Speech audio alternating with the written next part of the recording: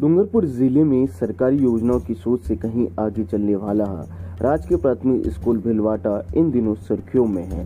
School के शिक्षक दंपति की पढ़ाने का तरीका अलग पहचान रखता है।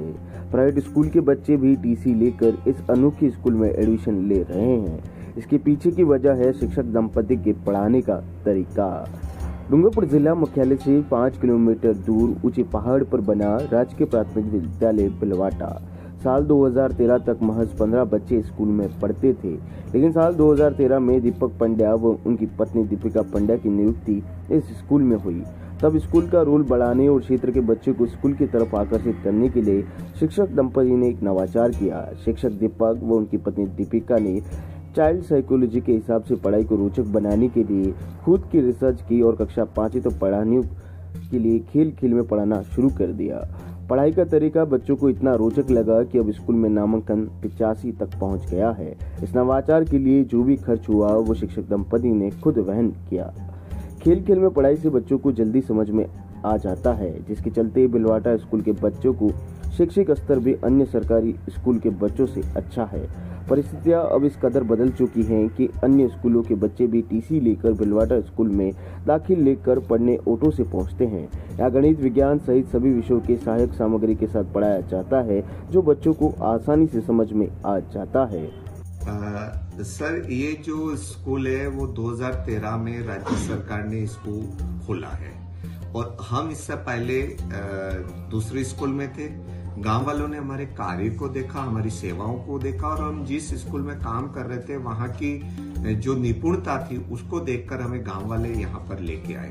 तो यहाँ आने के बाद स्कूल था नहीं, नया ही खुला था, सिर्फ 35 घरों की आबादी थी और 35 घरों की आबादी में कुछ बच्चे ऐसे थे जो निजी विद्यालय जा रहे थे, कुछ बच्चे ऐसे थे तो पास के सीनियर सेकेंडरी स्कूल्स में जा रहे थे।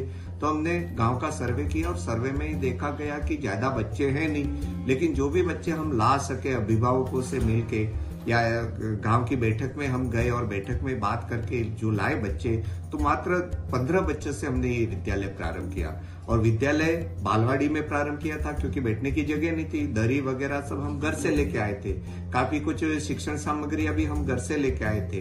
तो उन बच्चों के साथ हमने सबसे पहले उनकी सोचा कि इस पे किस प्रकार काम किया जाए। तो हमने सोच के ये काम सबसे पहले देखा, पहले इनको संस्कारों से जोड़ा जाए, इनकी भाषा को लिया जाए, उनकी बोली और भाषा जो घर की भाषा होती है उसको विद्यालय की भाषा से जोड़ा जाए।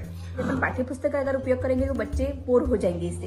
तो पाठ्य पुस्तक के साथ साथ अगर मुझे कुछ और बताना उनको और उनके ज्ञान को अगर ठोस बनाना है, अच्छे से बताना उनको, तो इसके लिए मैंने क्या किया, इस तरह के टीचिंग मटेरियल का उपयोग किया। जैसे मान लो मुझे पर्यावरण पढ़ाना है और मुझे इनको बीजों का संग्रह बताना है, तो हमने क्या किया, इसके लिए इस तरह को बीजों का संग्रह बना दिया ताकि बच्चे इससे आकर्षित हो जाएं और बच्चों ने खुद इसका निर्माण किया है मेरे गाइडेंस में।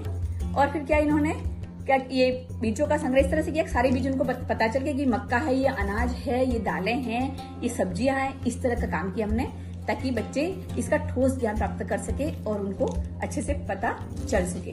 इसी तरह से सारे विषयों के लिए अलग अलग हमने निर्माण किए। जैसे मुझे अगर हिंदी में कुछ बताना है या ये व्याकरण का ज्ञान देना है, तो व्याकरण का ज्ञान अगर अपन रटा देंगे उनको तो बच्चों को रटने से याद नहीं होगा और वो बोर भी हो जाएंगे। इसके लिए हमने क्या किया, जैसे मुझे पर्यावरण का ज्ञान, ये व्याकरण का ज्ञान देने के लिए अगर मुझे पर्यायवाची शब्द बताने हैं तो हमने क्या किया, इसको इस तरह से बना दिया। जैसे इस सूरज का मुझे बताना तो सूरज के मैंने 3 नाम इसमें बता दिए। तो बच्चे क्या करते, इसको खेलते खेलते याद कर लेते। इनके लिए खेल है और मेरा उद्देश्य पूरा हो जाता है कि हमको उसको कैसे ठोस ज्ञान देना है और कैसे इसको अच्छे से पढ़ाना है।